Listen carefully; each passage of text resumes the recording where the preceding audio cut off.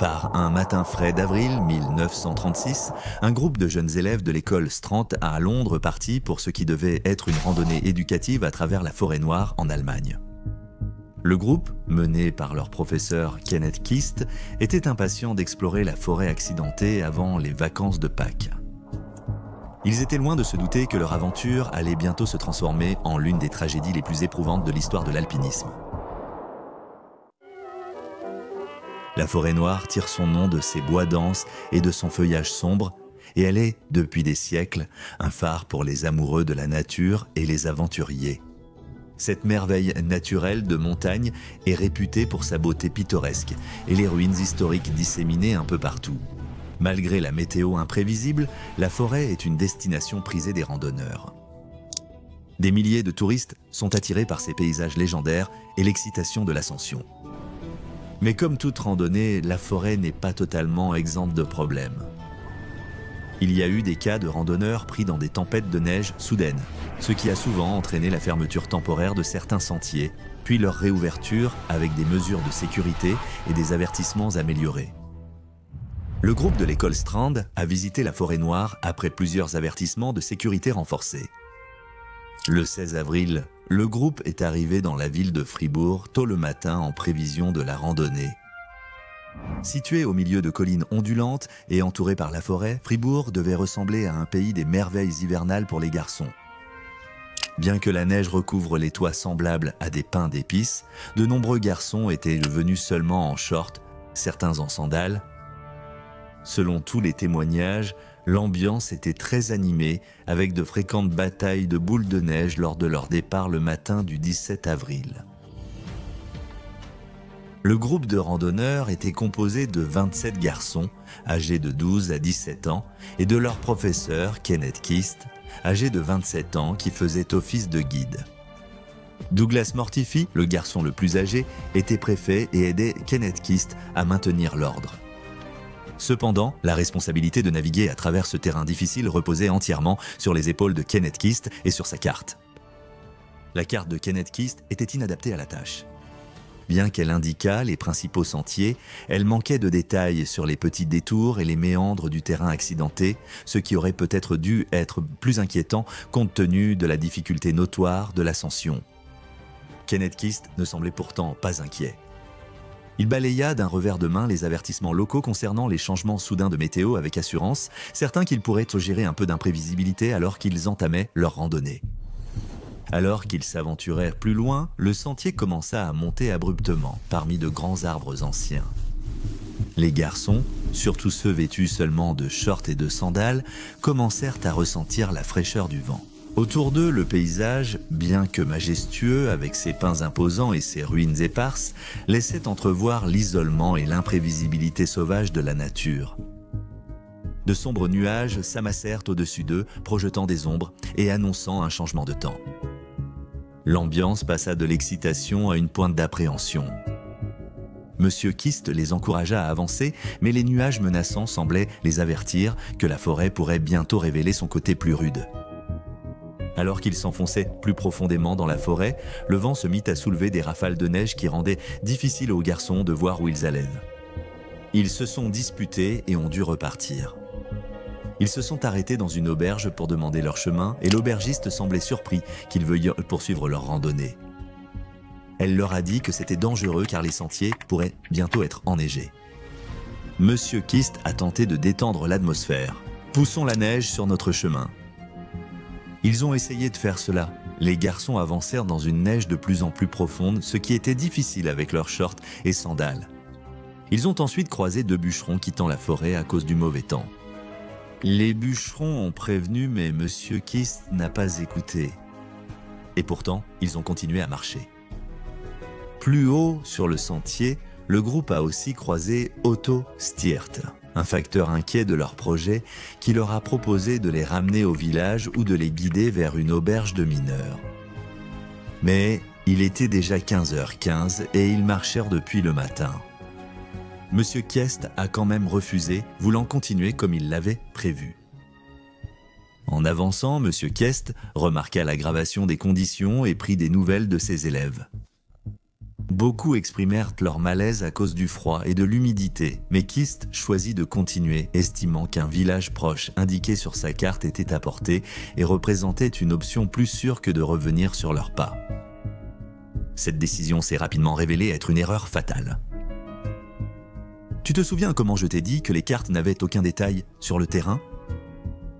Eh bien, sur le chemin vers leur village refuge, les garçons, déjà fatigués et trempés par la neige, se sont soudainement retrouvés face à un défi de taille. Gravir Cap Lerwand, une montée difficile de 600 mètres, avec une pente raide, aggravée par la neige qui s'accumulait et la lumière du jour qui diminuait.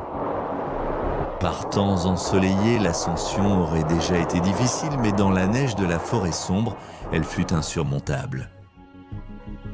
Le premier à succomber aux conditions difficiles fut Jack-Alexandre Eaton, le champion de boxe de l'école. Malgré sa force, il a succombé au froid et à l'épuisement. On lui a vite donné un gâteau, une orange et des encouragements pour rester fort. Peu après, un autre garçon s'est effondré et 3 autres étaient presque épuisés. Ils se tenaient, observant le sentier escarpé, violemment frappé par des vents puissants et presque aveuglé par la neige. Le groupe risquait d'être gelé la nuit. Et c'est à ce moment critique que Kist comprit enfin la gravité de leur situation. Kist consulta vite sa carte et vit un poste de secours à moins d'1 mile, mais il fallait affronter le vent violent pour y parvenir. Face à l'épuisement de ses élèves, Kist décida plutôt de les conduire vers l'ouest à l'abri du vent. Vu l'état de ses élèves, c'était le bon choix pour le groupe. Mais malheureusement, cela scella presque le sort des garçons déjà effondrés. Le groupe a difficilement traversé les montagnes enneigées vers l'ouest jusqu'à ce que le son des cloches de l'église du village de Hufsgrund leur parvienne, résonnant comme un espoir. Conscient de l'urgence, Kist envoya les 2 garçons les plus en forme chercher de l'aide. Les autres se sont blottis les uns contre les autres, essayant de réchauffer et de ranimer leurs compagnons en difficulté. À 20 h, les 2 garçons, après avoir bravé la neige pendant 1 heure, arrivèrent épuisés et presque gelés au seuil de la maison d'un fermier nommé Eugen Schweitzer. Ils l'informèrent rapidement de leur situation et Schweitzer organisa aussitôt une équipe de secours depuis le village. Les villageois chaussèrent leurs skis et partirent dans la tempête de neige. Ce qu'ils découvrirent était une catastrophe. Les garçons restants étaient alors dispersés sur une large zone, certains titubant vers le village, d'autres effondrés sur la montagne. Schweitzer faillit trébucher sur 2 garçons inconscients, presque ensevelis sous la neige. Stanley Lyons, un garçon, a été retrouvé mort de froid à seulement 10 mètres de l'auberge du village, tout près de la sécurité. Le chef du groupe, Keist, fut retrouvé avec 2 garçons inconscients. Le sauveteur Hubert Whistler a grimpé seul 45 minutes pour secourir 3 garçons en hypothermie. L'effort héroïque de sauvetage s'est poursuivi jusqu'à ce que chacun des 27 garçons ait été retrouvé et a duré jusqu'à presque minuit. Un médecin présent par hasard dans la région a apporté des soins essentiels, tandis que les villageois utilisaient des méthodes traditionnelles pour réchauffer et ranimer les garçons. Malgré les efforts des villageois, les conditions difficiles avaient déjà coûté la vie à 4 jeunes garçons. 2 autres garçons de 14 ans, Arthur Roberts et Roy Whitham, restaient dans un état grave et ont été envoyés à l'hôpital le lendemain. Roy Whitham ne se réveilla jamais. Au total, 5 jeunes garçons ont perdu la vie. Les garçons restants, choqués et affectés, ont été raccompagnés à Fribourg pour se remettre. C'est là qu'une histoire déjà terrible s'assombrit encore. À l'aube, les rouages de la propagande se sont mis en marche. Avec la hausse des tensions entre la Grande-Bretagne et l'Allemagne en 1936, le gouvernement allemand y vit l'occasion de raconter une histoire d'héroïsme. Ils ont déclaré que l'organisation de jeunesse du gouvernement allemand d'alors a accompli le sauvetage héroïque des garçons britanniques, pas les villageois.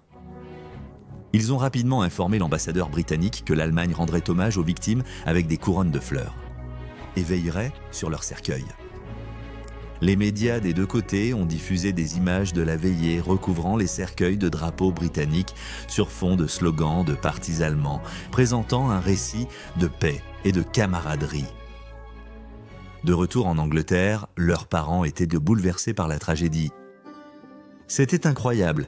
Ces jeunes garçons pleins de vie partaient à pour ce qui devait être une randonnée sûre et agréable. Mourir dans la forêt noire, autrefois accueillante et pittoresque, semblait impensable, et l'Allemagne exploitait désormais cette tragédie à des fins de propagande. Le gouvernement britannique a accepté la version officielle sans approfondir. Pour éviter toute escalade et tensions politiques supplémentaires, l'incident a été classé comme une tragédie accidentelle et M. Kist, le guide touristique, n'a pas été sanctionné. La zone où les garçons ont été vus pour la dernière fois a été signalée puis transformée en site commémoratif dédié aux victimes de cette tragédie et d'autres drames en montagne, avec un monument pour honorer les disparus. Et rappeler aux futurs randonneurs les dangers cachés même dans les plus belles montagnes. Pour les villageois et en Allemagne, cet incident est connu comme la calamité anglaise. C'était l'été 1974, quand 8 femmes soviétiques ont voulu transformer l'alpinisme. Leur but était d'escalader le pic Lénine, en Union soviétique.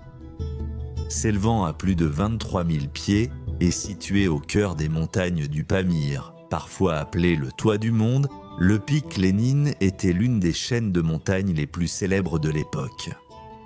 Cette région de l'Union soviétique était réputée pour ses conditions météorologiques extrêmes et ses hautes altitudes. Bien que le pic Lénine ne soit pas abrupt ni techniquement difficile, sa hauteur impressionnante en fait une entreprise redoutable car il est réputé pour les conditions météorologiques sévères qui dominent la région, surtout pendant les mois d'hiver. Un matin de juillet, Elvira Chataïeva et son équipe de 7 femmes soviétiques préparèrent leur équipement pour une ascension historique. Alors qu'elles quittaient le camp de base, situé sur le terrain accidenté de ce qui est aujourd'hui la frontière entre le Tadjikistan et le Kirghizistan, l'air était vif et le ciel dégagé, typique d'un court été, dans les hautes montagnes. Elvira était une alpiniste chevronnée, titulaire du prestigieux titre de maître du sport, et elle était méticuleusement préparée. Elle avait déjà gravi de nombreuses montagnes et atteint le sommet du pic Lénine, bien que supervisée. Pour cette expédition, elle portait des bottes d'alpinisme spécialisées, une combinaison résistante et une veste imperméable, toutes conçues pour résister aux conditions difficiles attendues en haute altitude. Le plan d'Elvira était simple. Avec son équipe de femmes, elles gravirèrent le sommet par l'arête Lipkin au nord-est, puis redescendraient par l'arête nord-ouest vers le plus petit pic Rezdelny. Ce serait la première traversée du sommet, hommes et femmes confondus. Elle prévoyait de bivouaquer ou d'installer un campement temporaire au sommet. Cette expédition était cruciale pour Elvira et son équipe. Malgré leur expérience en montagne, cette ascension par l'arête Lipkin serait leur défi le plus ardu à cause de l'altitude et des exigences techniques.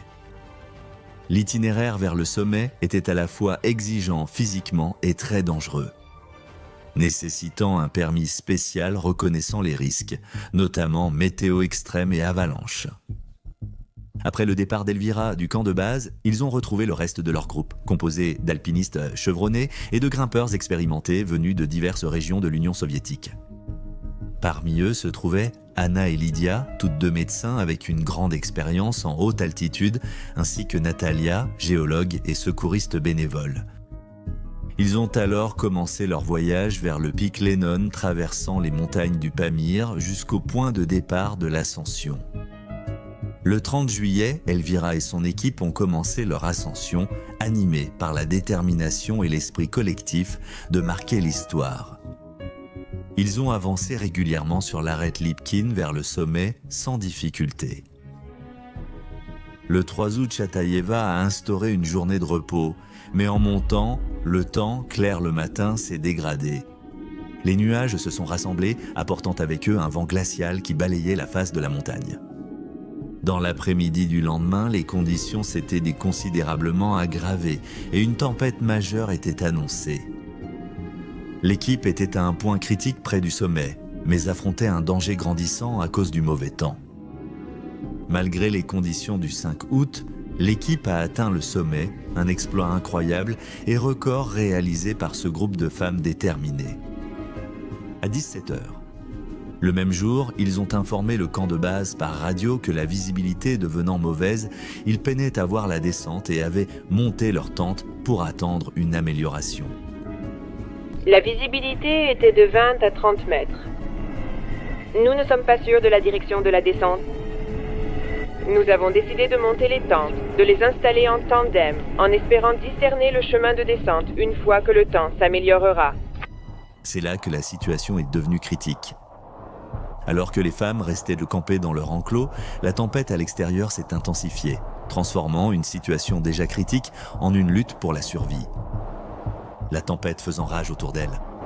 La visibilité est tombée à presque zéro et les températures ont chuté, repoussant les limites de leur endurance et de leur équipement. Le vent et la neige ont mis à l'épreuve la solidité de leur tente, faite de joints de coton léger, de piquets en bois et de fermetures à boutons. Ces abris étaient mal adaptés aux conditions auxquelles ils étaient si confrontés. Au matin, la tempête avait causé des dégâts irréparables à leur campement, les laissant exposés aux éléments impitoyables. Le matin du 6 août, les conditions se sont aggravées. 30 cm de neige et des vents de 70 à 80 manasamt soufflaient du plus haut sur la montagne. Les tentatives de descente ont été contrecarrées par l'aggravation de la tempête et l'état physique de l'équipe, dont certains souffraient désormais d'engelures et d'épuisement après avoir été exposés aux éléments. Tchadaïeva a commencé à envoyer des messages radio urgents et angoissés au camp de base, décrivant le blizzard incessant et les vents qui s'aggravaient. Lors d'une transmission, elle a indiqué qu'un membre de leur groupe était tombé gravement malade, puis était mort de froid en tenant une corde de sécurité. Hier, à 23h, Irina Lubimtseva est tragiquement décédée pendant la descente. Incapable de rester au sommet dans de telles conditions glaciales, l'équipe a tenté de redescendre dans ces conditions brutales. Malheureusement, leur progression a été entravée par l'état de santé de leurs coéquipiers malades et par un équipement inadéquat. Faute d'équipement, ils n'ont pas pu creuser la neige dure et granuleuse pour créer des abris. Ils ont réussi à installer seulement 2 tentes fragiles sur une crête juste en dessous du sommet. En quelques heures, la santé des alpinistes s'est vite dégradée dans des conditions difficiles. Le soir du 7 août, les rares transmissions qui ont pu être envoyées dressaient un tableau sombre. L'équipe, immobilisée par la tempête, n'avait plus d'énergie et voyait son moral brisé face à l'aggravation de ses perspectives. Ils ont signalé que certains membres ne réagissaient de plus, victimes du froid et de leurs blessures. La transmission du 8 août était brève, décousue et déchirante. Tchataïeva, dont la voix était pleine d'espoir et de détermination quelques jours auparavant, était désormais résignée. Le message se terminait par un adieu douloureux, reconnaissant l'inévitabilité du destin. Ces dernières transmissions ce jour-là étaient de bouleversantes. C'est si triste ici, là où c'était si beau. Une autre morte, deux mourantes. Ils sont tous partis. La dernière a demandé « Quand reverra-t-on les fleurs ?» 2 autres avaient déjà demandé des nouvelles de leurs enfants. Maintenant, c'est inutile. Nous sommes désolés. Nous vous avons laissé tomber. Nous avons vraiment tout essayé. Maintenant, nous avons tellement froid. Un autre est mort. Survivre une nuit de plus est impossible. Je n'ai plus la force d'utiliser l'émetteur. Maintenant, nous ne sommes plus que 2. Et maintenant, nous allons tous mourir. Nous sommes vraiment désolés. Nous avons essayé sans réussir. Veuillez nous pardonner. Nous t'aimons. Au revoir. Il ne reste plus que nous 2. Nous ne pouvons plus continuer. Dans 15 à 20 minutes, nous serons morts.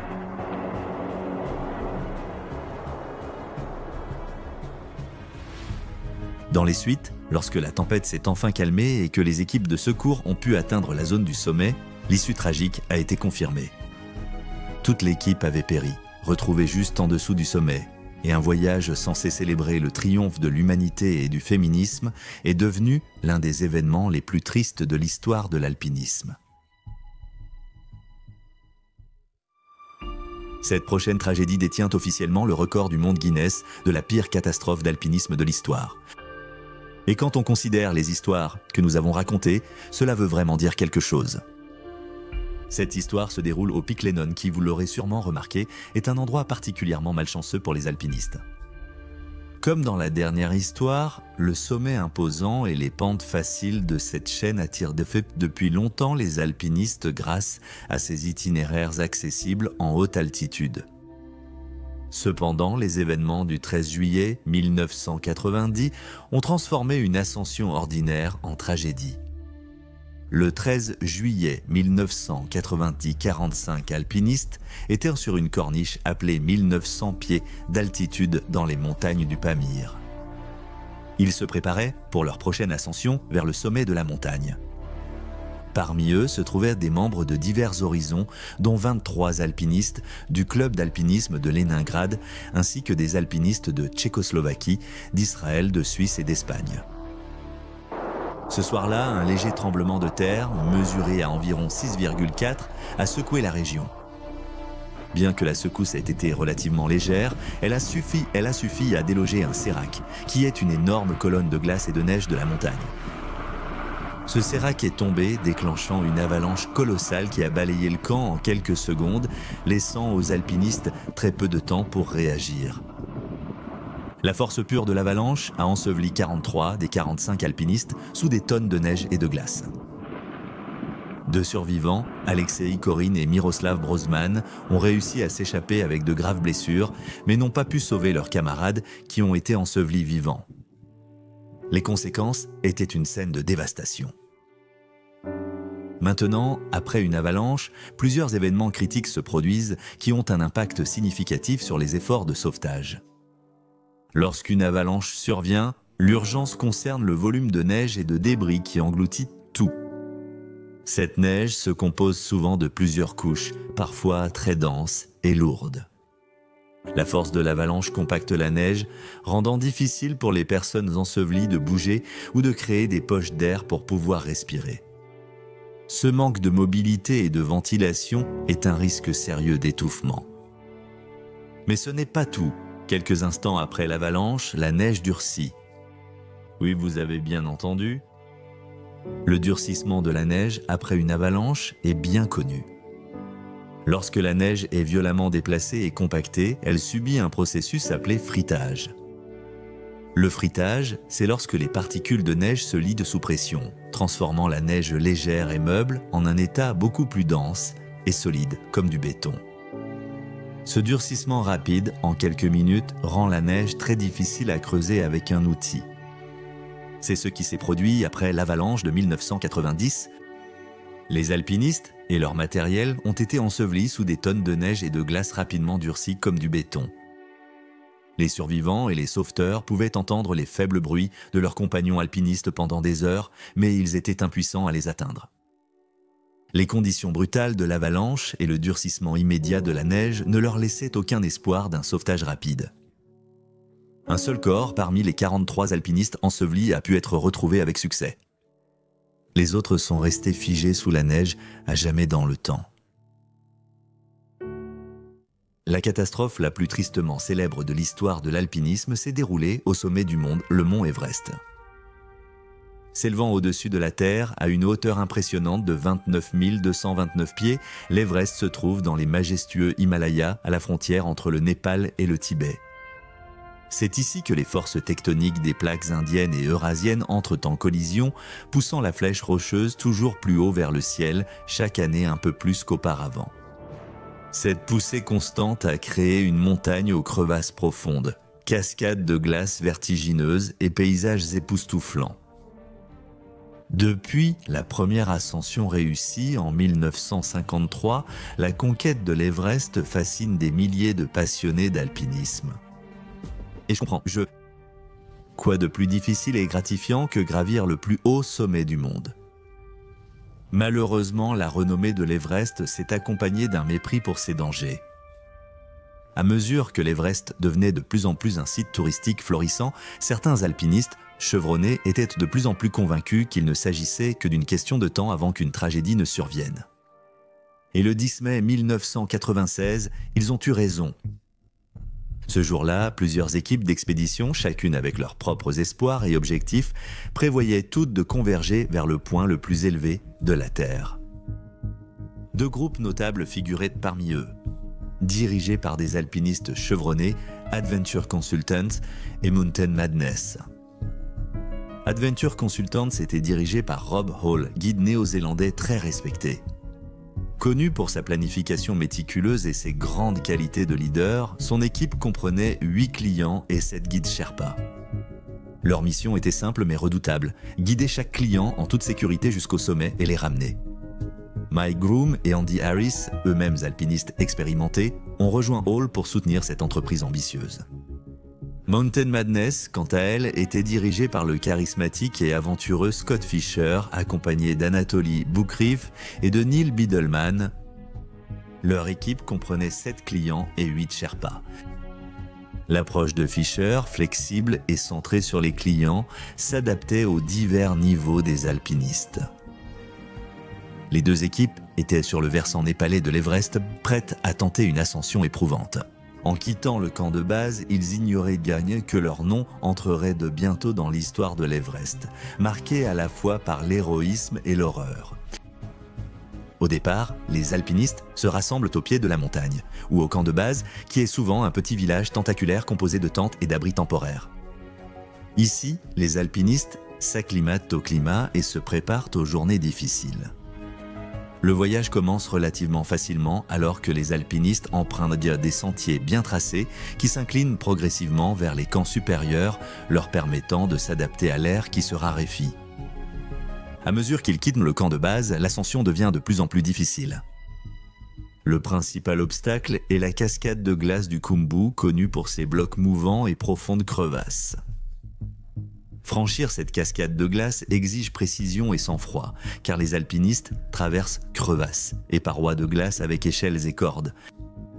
Après la cascade de glace, on trouve d'autres repères aussi spécifiques mais difficiles, comme la vallée du silence, vaste vallée glacée en pente menant au camp supérieur. À ce stade, l'air se raréfie et le froid s'accentue, rendant chaque pas et respiration plus difficiles à mesure que les alpinistes approchent de la zone de la mort au-dessus de 8000 mètres. Ce point tire son nom du fait qu'il est si chaud et plein de vie. Je plaisante, c'est ici que la plupart des malheureux accidents chez les alpinistes se produisent en raison du manque d'oxygène. Dans la zone de la mort, le véritable défi commence. Ici, les alpinistes doivent traverser, souvent seuls, la fameuse phase du Lhotse, une montée raide et glacée qui mène au col sud, le point de départ pour tenter le sommet. L'itinéraire du col sud au sommet inclut la marche Hillary, une paroi rocheuse quasi verticale nécessitant toute la force et la concentration des alpinistes. Bien qu'atteindre le sommet procure un immense sentiment d'accomplissement, le voyage est loin d'être terminé. La descente exige autant de prudence et d'effort que la montée, souvent dans des conditions encore plus épuisantes. Les alpinistes doivent redescendre la montagne en suivant leurs traces et en gérant prudemment leurs réserves d'énergie et d'oxygène. Pour ceux n'ayant jamais pratiqué l'alpinisme en haute altitude, il est difficile de saisir ces exigences physiques et mentales extrêmes. Les alpinistes affrontent le terrain, les éléments et leurs limites physiques dans l'un des environnements les plus extrêmes de la Terre. Ce jour-là, les alpinistes expérimentés et chefs d'expédition Rob Hall et Scott Fisher s'apprêtaient à guider leurs équipes au sommet de l'Everest. Les 2 groupes avançaient vers le sommet alors que la météo devenait de plus en plus incertaine et allait se dégrader. Au fil de la journée, Rob Hall et Scott Fisher ont dû prendre la décision cruciale de continuer vers le sommet malgré les menaces météorologiques imminentes. La fièvre du sommet, ce désir irrésistible d'atteindre le sommet à tout prix, a gagné certains membres de leur équipe. Les 2 chefs ont choisi de continuer. Cette décision ferait ensuite l'objet d'un examen et d'un débat approfondi. Pour leur défense, ils ressentaient probablement tous les 2 la pression de diriger un groupe aussi important avec l'envie d'atteindre le sommet et leurs membres les poussaient fortement à continuer. Une rivalité tacite opposait aussi les 2 groupes pour atteindre le sommet en premier. En début d'après-midi, plusieurs autres équipes d'expédition avaient atteint les camps supérieurs sans encombre, alors ils ont tous 2 décidé de continuer malgré les nuages orageux qui s'accumulaient. Alors que le temps changeait, l'anxiété montait. Ils savaient qu'un changement de temps pouvait bouleverser leur situation, mais espéraient que cela passerait. Mais en milieu d'après-midi, le temps s'était rapidement détérioré. Une tempête de neige a réduit la visibilité et fait chuter les températures, laissant Hall, Fisher, leurs clients et les Sherpas exposés au sommet de l'arête sud-est à toute la force de la tempête. La communication entre les chefs d'expédition et leur camp est devenue essentielle pour guider leurs équipes dans des conditions de plus en plus dangereuses.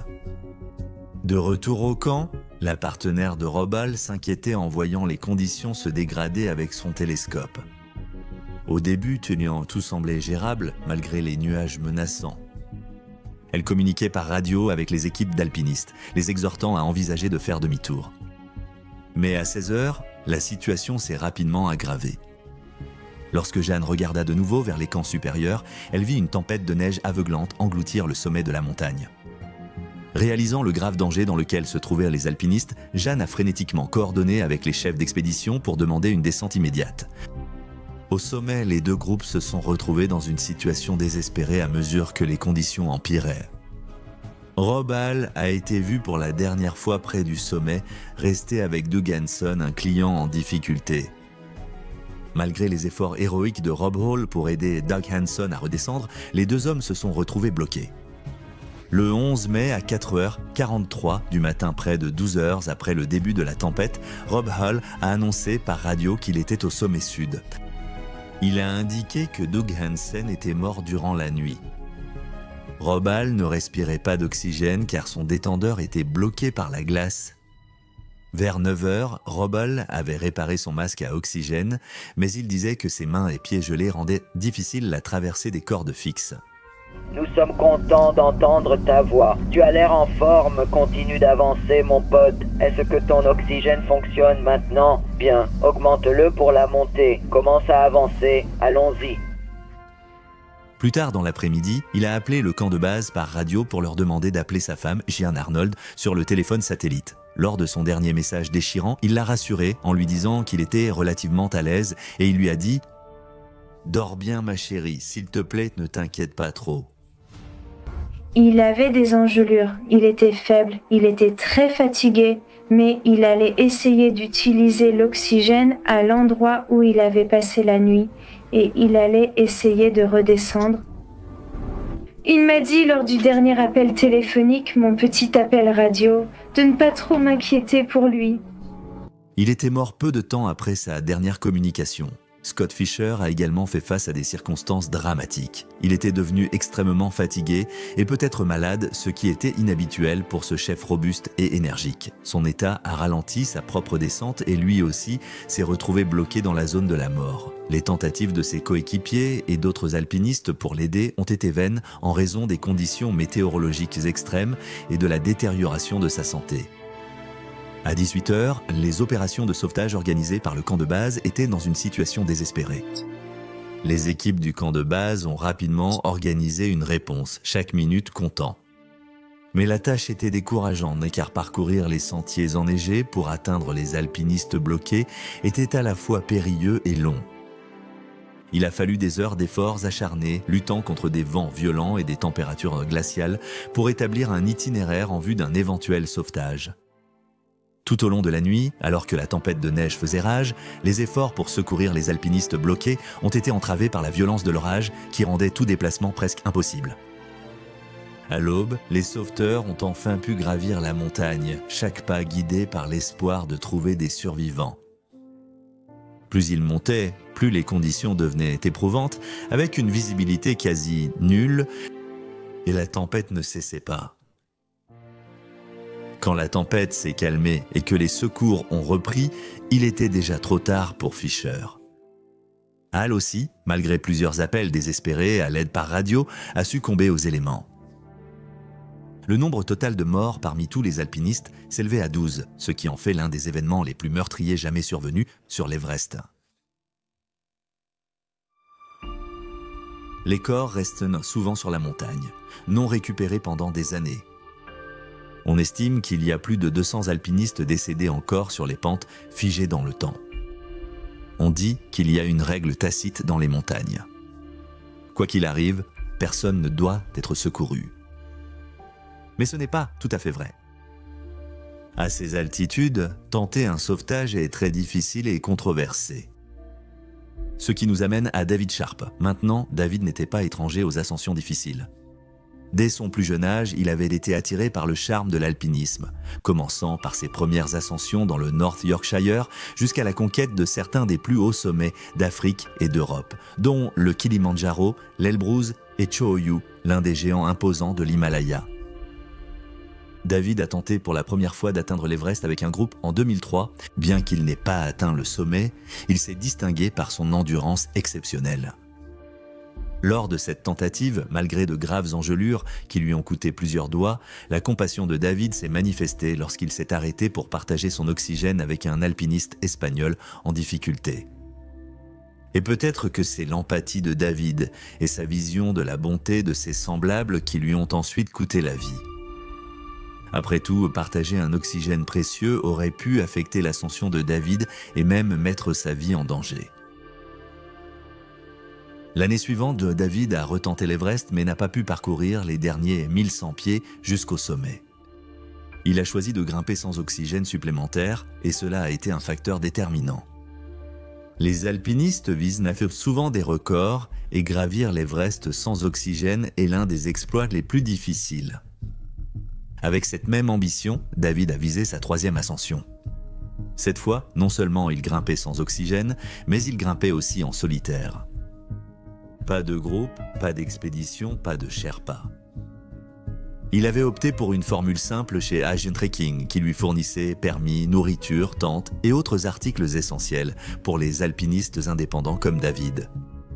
Mais il n'y avait pas de chef et les autres alpinistes solitaires faisaient leur propre planning.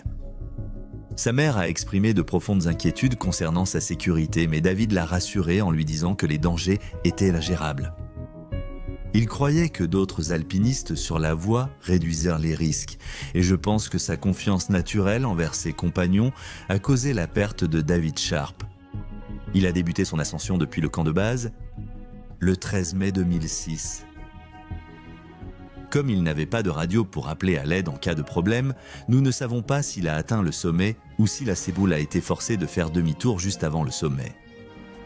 Nous savons qu'il a dû bivouaquer sur la montagne à environ 8500 mètres sous le surplomb rocheux appelé grotte des Bottes Vertes pendant sa descente nocturne. Là, il a été vaincu par les éléments. Il n'avait plus d'oxygène, subissait de mauvaises conditions météo, des problèmes d'équipement possibles et souffrait probablement du mal aigu des montagnes à cause du manque d'oxygène. Tout cela durant l'une des nuits les plus froides de la saison. Des rapports ultérieurs ont indiqué que David semblait épuisé alors qu'il descendait, et ses progrès exacts sont restés inconnus. Un jour plus tard, David a été retrouvé dans la grotte de calcaire Green Boots et il était en difficulté. Des témoins ont vu David affaibli, mais personne n'est resté pour l'aider. Il avait dit à sa mère que l'ascension était moins dangereuse qu'elle ne le pensait, peut-être pour la rassurer. Mais escalader l'Everest est un défi extrême, et en fin de compte, la responsabilité de ce risque incombe aux grimpeurs. D'autres personnes également présentes sur la montagne avaient payé cher pour vivre l'excitation et les difficultés de l'Everest, et il était peu probable qu'elles risquent leur progression. Ainsi, David fut laissé seul alors qu'il succombait lentement au froid intense. Dans la grotte, un autre alpiniste l'a aidé brièvement, puis, jugeant le risque trop grand, a poursuivi sa route. Des heures plus tard, un autre groupe d'alpinistes nommé Maxime Chia l'a rencontré, mais à ce moment-là, il était déjà trop tard. Le visage de David était devenu noir à cause des engelures. Malgré leur choc, on leur a conseillé de ne pas risquer leur vie pour le sauver. Ils ont envoyé un appel de détresse au camp de base, mais les conditions empêchaient tout sauvetage. Seul sur les pentes hostiles de l'Everest, David est décédé. La mort tragique de David Sharp a provoqué controverses et réflexions dans la communauté des alpinistes et les médias sur l'éthique du secours en montagne. Plus de 40 personnes avaient vu David en détresse, mais l'ont ignoré pour poursuivre leur ascension. De nombreux vétérans jugent que l'indifférence envers un camarade, même mourant, est l'un des aspects les plus inquiétants de l'alpinisme touristique moderne en haute altitude. Apprendre qu'il était en vie alors que les alpinistes l'ont ignoré et enjambé m'a profondément troublé et attristé. Cela soulève beaucoup de questions dans mon esprit sur la façon dont je réagirais dans une telle situation et si je pourrais passer au-dessus de quelqu'un qui avait besoin de mon aide simplement parce que j'avais la fièvre du sommet. Repose en paix, David. À la fin de l'automne 2022, un groupe d'alpinistes s'est lancé dans une expédition vers Draupadi Kadanda 2 pour finalement faire face à une catastrophe inimaginable. Cette histoire rappelle la dangerosité et l'imprévisibilité des montagnes. C'était un matin froid et venteux, le 4 octobre 2022, lorsque 46 alpinistes, dont des étudiants de l'Institut Nehru d'alpinisme et leurs instructeurs, ont entamé leur ascension finale du Draupadi Kadanda, un sommet de 18 600 pieds dans l'Himalaya du Garhwal en Inde. Ce sommet, entouré par les géants du Gangotri, a été le théâtre d'un des accidents d'alpinisme les plus meurtriers de l'histoire récente. Ils avaient dépassé des jours à se préparer pour ce moment, naviguant sur un terrain traître et endurant les conditions météorologiques difficiles de l'Himalaya du Garhwal alors qu'ils visèrent le sommet. L'ascension a débuté à 3h30 sous un ciel étoilé, éclairé uniquement par leur lampe frontale. À l'aube, les alpinistes ont atteint le rocher Rambo, un point clé à environ 1600 à 1800 pieds. C'est ici, alors qu'ils s'attachaient à une corde censée assurer leur sécurité sur la glace et la neige, qu'ils l'ont ressenti pour la première fois. Une légère secousse de la terre a fait tomber un peu de neige sur leur chemin, interrompant leur ascension. Les instructeurs expérimentés échangèrent en des regards rapides et inquiets, reconnaissant les signes avant-coureurs potentiels de quelque chose de plus menaçant. Ils pressèrent les alpinistes d'avancer rapidement et prudemment, tout en surveillant le manteau neigeux instable autour d'eux. Lorsqu'ils reprirent leur ascension, le ciel s'éclaircit, projetant les premiers rayons de l'aube sur les hauts sommets, illuminant les vastes étendues enneigées de Draupadi Kadandetsar Dredikumastritzan. La beauté du lever du soleil était assombrie par l'anxiété croissante au sein du groupe alors qu'ils traversaient un terrain de plus en plus complexe. Des heures plus tard, tout allait bien, rien ne s'était passé. Le groupe a gravi sans difficulté la dernière partie de la montagne, tandis que des instructeurs et des étudiants robustes installaient des cordes pour aider sur les 500 derniers le pied. Les 46 alpinistes étaient tous ensemble sur la pente, presque tous attachés à la corde fixe, quand soudain, sans avertissement, la montagne sembla trembler sous eux. Un craquement retentissant résonna dans l'air, un bruit terrifiant qui annonçait le danger dans l'immensité silencieuse de la montagne. Instinctivement, tout le monde s'est figé. Les secondes suivantes furent étrangement silencieuses. Puis, dans un grondement, l'avalanche a commencé. Et la salle a débuté comme une petite coulée de neige, accélérant vite et prenant de la masse. Les alpinistes, réalisant maintenant le danger incroyable, se sont précipités frénétiquement pour se mettre à l'abri. Certains ont pu s'ancrer aux affleurements rocheux. D'autres n'ont pas été aussi rapides. L'avalanche a emporté les alpinistes, accélérant sur la pente. Ankush Sharma, alpiniste ce jour-là, se souvient qu'en approchant du sommet, il a regardé derrière lui et constaté la disparition de la corde fixe. Ses amis avaient tous disparu. Tout s'est passé en un clin d'œil, dit-il, et tout s'est passé dans le silence. L'avalanche a dévalé la pente avec une intensité féroce, engloutissant le chemin et plusieurs alpinistes sur son passage. Les cris étaient étouffés par le vacarme de la neige et de la glace dévalant la pente.